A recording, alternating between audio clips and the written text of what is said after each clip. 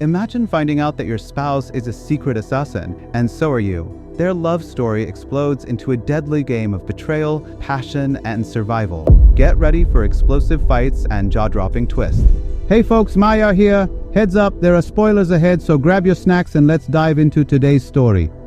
The film opens with John and Jane talking to a marriage counselor. They reveal that they have been married for 5 or 6 years, but have reached an impasse. Their life together has become so boring that when the counselor asks them about their last intimate moment, they can't even remember it. The counselor asks them to talk about how they first met, and then we flashback. It turns out that they met for the first time in Colombia. They pretend to be together to mislead the police, but it is the first time they have met each other. John introduces himself as a construction manager, while Jane explains her job as a technical support consultant. Still, both seem to be good at hiding their true jobs. That night, they gradually fall in love and spend a dreamy night together. When Jane wakes up the next morning, she doesn't see John next to her. A few moments later, it becomes clear that he was preparing breakfast. It seems that they have a deep emotional connection after last night. At a shooting range, when they start shooting, Jane pretends she doesn't know how to shoot, but after seeing John hit the target with all his shots, she reveals what a skilled shooter she is. But she still does not reveal where she learned to shoot. They fall so much in love that John insists he is in love against the advice of his best friend,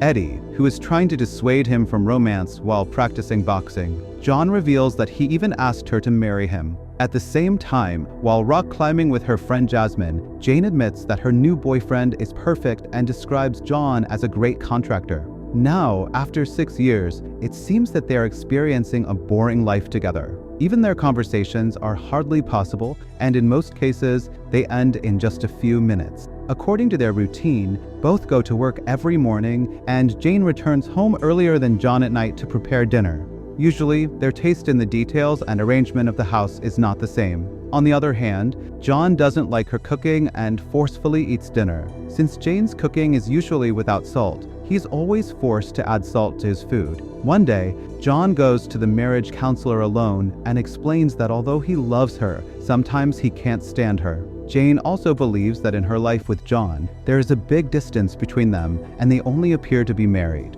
Their secrets are soon revealed. It turns out that both of them are professional agents who fulfill the demands of the agencies they work with. They are the best at their job, and due to their combat skills, they never miss a target. Since the Smiths work as undercover agents, they try to keep up appearances and therefore often attend the gatherings and parties of their rich neighbors to make everything seem normal. They try their best to hide their real jobs, even when they sleep.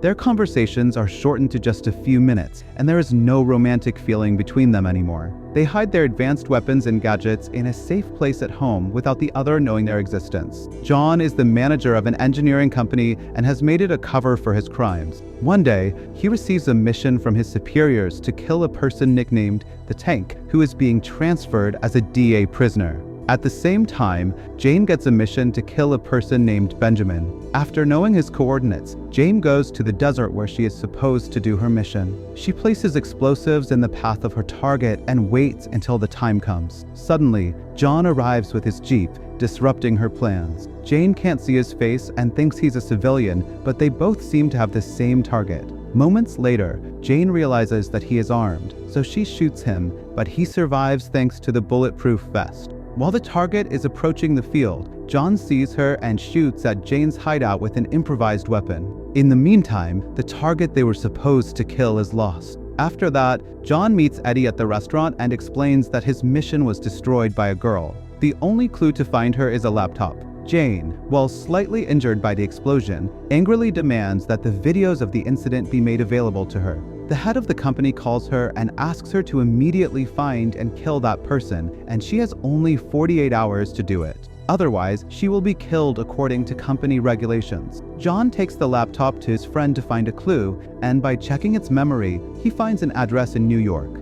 He follows the address and reaches a building where it is impossible to enter without going through security, so he thinks of finding a plan. Moments later, he comes across Jane's name and finds out that she works in this building. He suspects that the girl he saw in the desert was probably Jane. He is shocked. On the other hand, by checking the videos, Jane sees behavioral patterns in the attacker, which makes her sure he is John. Jane sees behavioral patterns in the attacker, which makes her sure he is John. After arriving home, the Smiths seem suspicious of each other. They both ask about each other's work and mention problems during the day, but neither reveals the truth.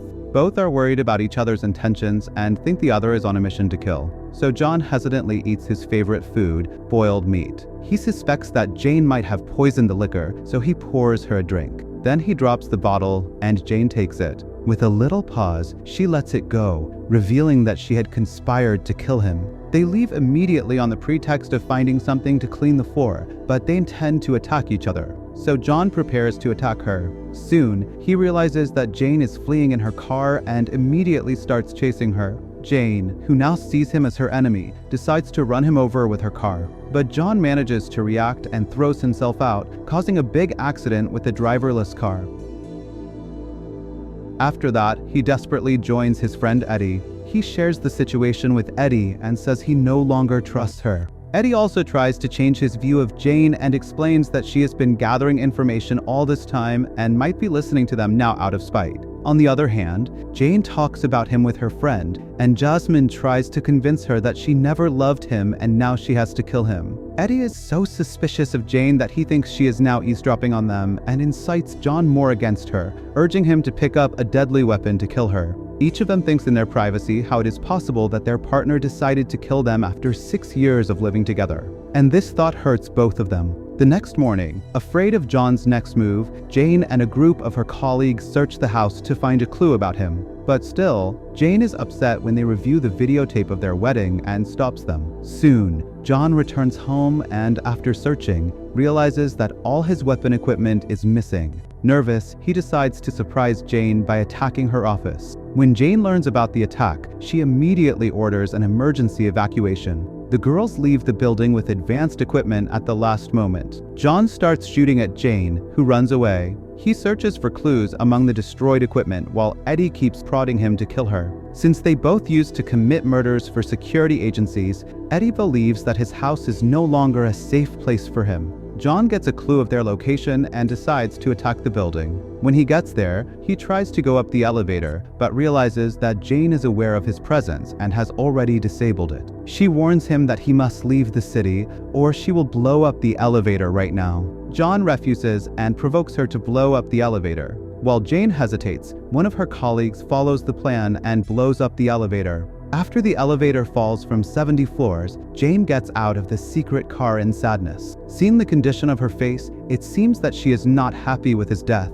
At the same time, John is smarter than this, and it turns out that he is alive. But he is angry that his wife is planning to kill him. Jane cries about his loss in a hotel, and moments later, John appears in front of her out of nowhere and informs her that he plans to get a divorce. They threaten to kill each other again, and John invites her to dance. While dancing, they start disarming each other. Then they blame each other for the upcoming events and stubbornly believe that their life together is just a cover for their business. She pretends to be upset about this, but a few minutes later, it turns out that she intended to escape with explosives. She even planted an explosive bomb on John's jacket. John realizes this and throws his coat in the trash before he gets damaged and starts chasing her. Then he calls her while driving and threatens to kill her again in another call. John honestly asks her what came to their mind when they saw each other for the first time. He admits that he saw her as a beautiful Christmas morning, and Jane then confesses that she thought he was the most beautiful thing she'd ever seen and hangs up.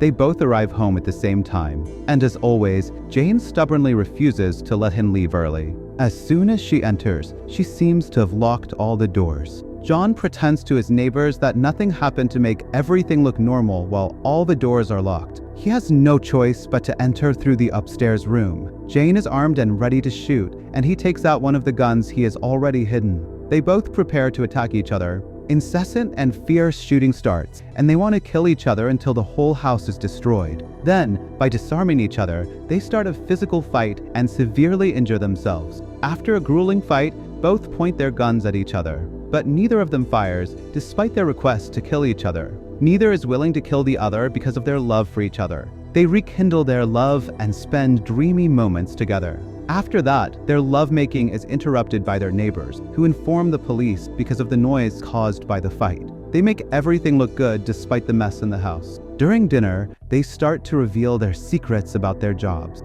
At the same time, it seems they are being watched by their agencies and an attack is imminent. While they are talking, the Smiths are attacked. After being stubborn about the type of action, they hurriedly escape to the basement and equip themselves with the weapons they had previously hidden. The attackers soon find their location and throw a grenade into the basement. John immediately moves it away so that the grenade is placed under a fuel tank. There is such a big explosion that the whole house is destroyed.